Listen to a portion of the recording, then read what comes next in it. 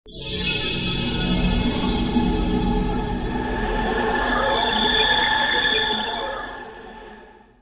की दहशतगर्दी ने हमास से एक और रहनुमा छीन लिया। हमास सरबराह याह्या सिनवार हमले में शहीद हो गए। इसराइल ने हमास के नए सरबराह याह्या सिनवार को भी शहीद करने का दावा कर दिया। Yahya Sinwar is dead. Israel ने आखिरकार अपने ऊपर हुए आतंकवादी हमले का जवाब दे दिया और बदला पूरा कर लिया। इसराइल ने खुद पर हुए आतंकी हमले का जवाब इतना जोरदार दिया है कि पूरी दुनिया इसराइल के बदले को देखकर हैरान हो चुकी है। ये कि उसकी तस्दीक चूंकि इस्माइल हानिया के बेटे ने कर दी है, इसलिए अब हमारे पास ये मानने के सिवा कोई चारा नहीं है। कैसा हो गया है, वो बहुत मर्द का बच्चा था। आप इस तमाम तबाहकारियों के बावजूद वो गजा से नहीं गया, गजा के अंदर रहा। वो सब के सब जो है इस वक्त जो है ना इसराइल के निशाने पर है। और अगर हम इंडिया की बात करें, इंडिया आज भी यही कह रहा है कि हमास ने जो पहला अटैक 7 अक्टूबर को किया था वो टेररिस्ट अटैक था और इसराइल इसके लिए जो भी करेगा वो सब फेयर है। पॉलिटिशियन के तौर पे काम कर रहे थे, मिलिट्री को भी देख रहे थे और कई दूसरी चीजें जो है जो कि किसी भी इस तरह की ऑर्गेनाइजेशन जैसे हमास है उसको उसमें की जाती है। उन सब चीजों को इस वक्त उन सब चीजों को मैनेज करने का, उन सब चीजों को लेकर चलने का काम जो है वो याह्या सिनवार के पास ही था। इंडिया क्यों रोकेगा इसराइल को? हाँ, वो अपने दोस्त को क्यों रोकेगा? हाँ, इंडिया और अमेरिका ये पुराने दोस्त है और इनकी ये चड्डी के दोस्त है एक दूसरे के, ठीक है? ये एक दूसरे का हाथ नहीं छोड़ेंगे।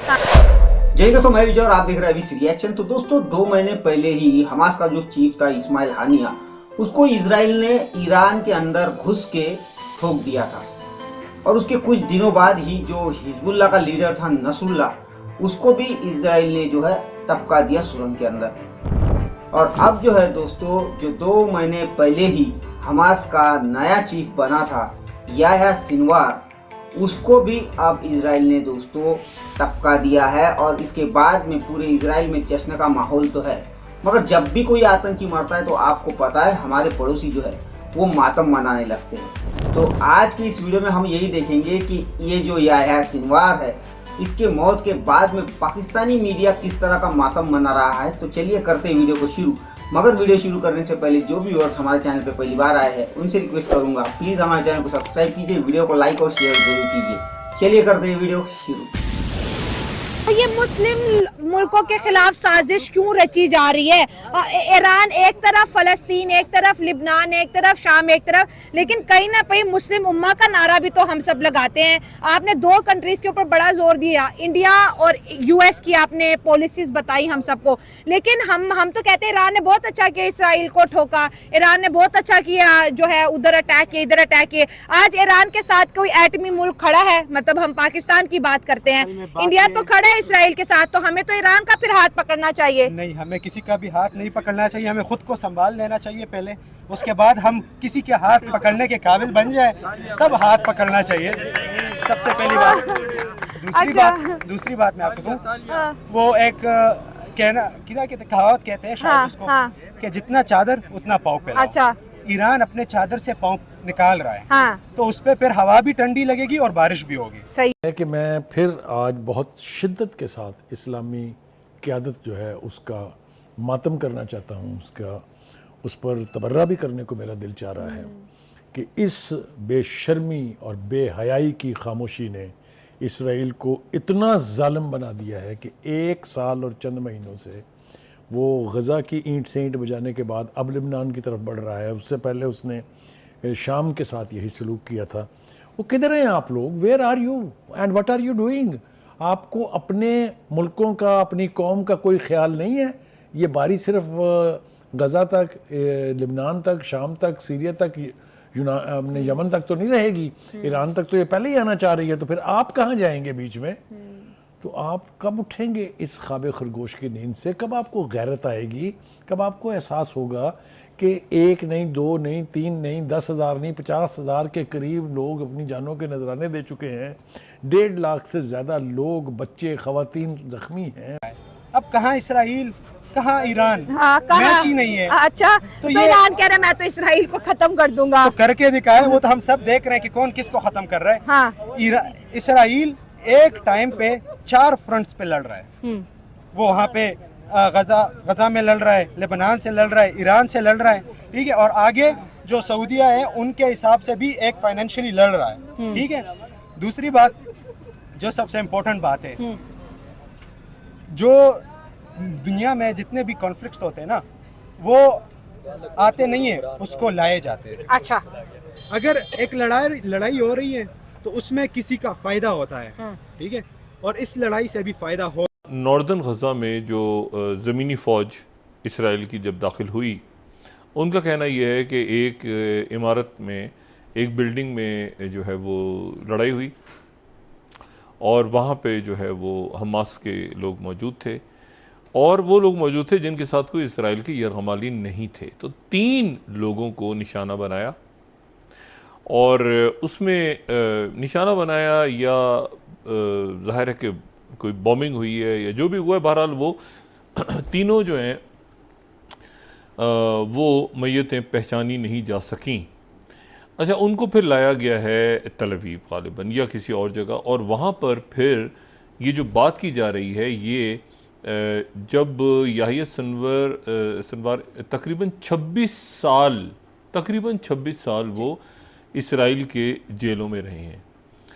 तो याहिया सिनवार का एक मेडिकल रिकॉर्ड वहाँ एग्जिस्ट करता है। तो डीएनए नहीं बल्कि उनके डीएनए भी एग्जामिन हो रहा है, लेकिन उससे पहले उनका जो एक मखसूस किस्म का उनका जो दांतों का उनका एक स्ट्रक्चर है, उससे वो कह रहे हैं कि ये हमने शनाख्त कर ली है। एक ऑयल की बात करूंगी, बड़ी इंपॉर्टेंट भी है, शायद किसी को फनी लगे। जब हमने पहले ये अटैक पे रिकॉर्ड की थी तो हमारी जो इंडियन ऑडियंस है उन्होंने मैसेज किया था कि अगर ईरान के ऑयल पे इसराइल अटैक करता है हमें फर्क नहीं पड़ेगा, हम गल्फ से लेते हैं, हम रशिया से ज्यादा ऑयल लेते हैं, लेकिन पाकिस्तान को फर्क ज्यादा पड़ेगा क्योंकि आप ईरान से ऑयल जो है ना स्मगल करके लेते हो। आप अपनी फिक्र करो, हमें इन अटैक से फर्क नहीं पड़ेगा। तो कितने दम नजर आता है इंडिया की इस बात में कि आप अपनी फिक्र करो, अगर इसराइल इसी तरह टैक्स जारी रखता है ईरान के ऑयल पे। मैं आपको एक बात अभी यहीं पे क्लियर कर देता हूँ, ये स्टांस जो है ना, ये इंतहाई जो कहते हैं ना इसको, कि इसका कोई सर पैर नहीं है। अच्छा, ठीक है। अगर एक ऑयल ईरान से स्मगल हो रहा है तो वो हमें उस दाम पे मिल रहा है जो इंटरनेशनल दाम है, ठीक है। तो इस चीज से हमें तो कोई फर्क नहीं पड़ने वाला, हमें भी नहीं पड़ रहा, जो स्मगल कर रहे हैं उनको फर्क पड़ेगा। अच्छा, ठीक है। हमें ऑयल मिलेगा उसी रेट पे मिलेगा जो इंटरनेशनल। हमास के लीडर को IRGC के कंपाउंड के अंदर इजरायलियों ने कत्ल कर दिया था। उसके बाद याहिया सिनवार जो हैं उनको बनाया गया है, हेड बनाया गया। अभी कोई 2 महीने भी नहीं गुजरे और वो भी उनको भी इजराइल ने बिल्कुल अपने इंटेलिजेंस ऑपरेटर्स के ज़रिए कत्ल किया। इन्फ्लुएंशियल फिगर थे, ऑर्गेनाइजेशन को कंट्रोल करते थे, और इस पॉलिटिकल पार्टी, या इसको वो पॉलिटिकल पार्टी भी कहते हैं, पॉलिटिकल भी कहते हैं वो, और मिलिट्री लीडर भी वो कहते थे। और सुनने में आ रहा है कि हमास का एक मिलिट्री विंग होता करता था, इज़्ज़ुद्दीन कासम ब्रिगेड, वो इसको हेड करते थे। और ये पुराना जिसे वो कहते हैं ना, एक गज़ा के अंदर इलाका खान यूनिस, वहाँ के रहने वाले थे। बैक इन 1962 इन्होंने ये सारी की सारी जब पैदा हुए और स्ट्रगल शुरू की, पैलेस्टीनियन एक्टिविज्म की एंड रेजिस्टेंस की एंड ऑल दैट। कब जागेगा आपका ज़मीर भाई? किस चीज़ का आप इंतज़ार कर रहे हैं? अगर आप इस कदर दहशत ज़दा हैं इसराइल से, तो then wait only for a little while more, it will be your turn also. मैं बहुत अपने जज्बात पे काबू रखे हुए हूँ, मैं अपनी ज़बान को भी बहुत कंट्रोल में रखे हुए हूँ, लेकिन हाय हाय करने को दिल चाहता है, मातम करने को दिल चाहता है इन तमाम मुस्लिम लीडरान पर जो फोके नारे मारने के बजाय, सवाए लिप सर्विस करने के बजाय और कुछ नहीं कर सके। मैं इन सबसे ज़्यादा क्रेडिट देता हूँ यूनाइटेड नेशन के उस सेक्रेटरी जनरल को जो एक तसलसल के साथ गज़ा के दिफा की बातें कर रहा है, जो एक तसलसल के साथ इसराइल की ज़्यादतियों का जिक्र कर रहा है। तो दिल, मैंने शुरू में भी कहा, बहुत दुखी है, समझ नहीं आ रही है इस वक्त किस तरह से रिएक्ट करे इसके ऊपर। लेकिन यानी Yahya Sinwar is not the last soldier of Hamas. There is a lot more. Israel doesn't know. इसके बाद फिर क्या एक मंजरनामा तुलू होता है वो अब देखना है। लेकिन ये है कि कई मुल्क ऐसे हैं जो याहिया सिनवार के हवाले से वो इंतज़ार कर रहे थे। यानी उसमें सिर्फ कई खत्ते के मुल्क मैं नाम लेना चाह रहा, वो इंतज़ार कर रहे थे कि याहिया सिनवर के हवाले से कोई बॉम्बिंग या ये उनकी शहादत हो जाए या वो ख़त्म हो, तो फिर जो है वो सीज़ फायर और बाकी मुआहदों पे आगे बढ़ा जाए, क्योंकि याहिया सिनवर जो हैं वो उनका बहुत सख्त स्टांस था मुख्तलिफ हवालों से। और याहिया सिनवर के बाद जो है वो ज़ाहिर है कि फिर इसराइल भी और बाकी लेबनान के साथ जो मामला चल रहे हैं और बाकी, तो वो अलग अलग करके वो मुख्तलिफ फार्मूलों के ऊपर दुनिया है। और लेकिन याहिया सिनवर की एलिमिनेशन पहले ज़रूरी थी। इजराइल ने पूरी एक लिस्ट बनाई हुई है उन लोगों की जो किसी न किसी हवाले से 7 अक्टूबर 2023 के वाक़े में शामिल रहे, उनका हाथ था इसमें। और उसमें जो इनका मिलिट्री विंग है हमास का, उसकी सरबराही ये सिनवार ही कर रहे थे, तो उनका नाम भी उस लिस्ट में था। ऊपर के चंद नामों में इस्माइल हानिया था, ये थे, और काफ़ी सारे और लोग भी थे।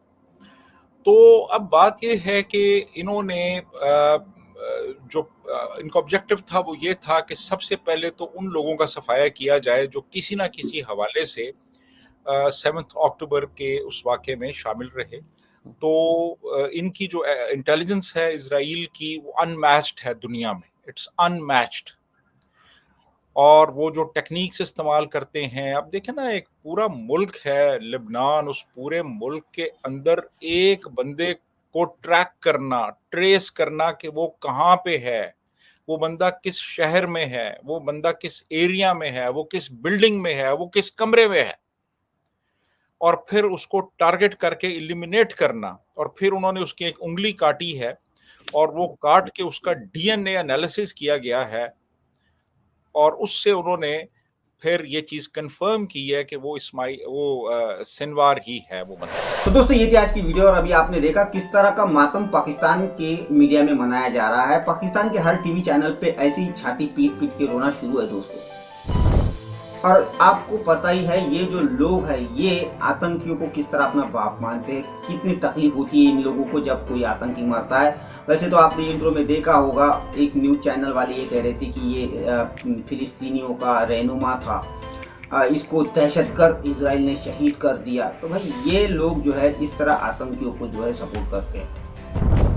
अब ये जिस गाजा के लिए, फिलिस्तीन के लोगों के लिए छाती पीटते हैं, क्या ये कभी इस बात को भी बोलेंगे कि पहले शुरुआत हमास ने की, हमास ने पहले 1200 इजराइलियों को मारा, और उसी का नतीजा ये है कि आज इजराइल जो है, भले ही हम जो इजराइल कर रहा है जिसमें मासूम लोगों की जानें जा रही है, इस बात को हम सपोर्ट नहीं कर सकते, मगर फिर भी अगर शुरुआत अगर किसने की है तो हमास ने की है। इसके ऊपर कोई नहीं बात करता, उल्टा ये उन आतंकियों को मारने के बाद में जो है ये इस तरह की छाती पीटने का काम करते हैं। तो खैर दोस्तों, इनकी आदत आपको पता ही है, और लादेन को भी ये शहीद मानते हैं।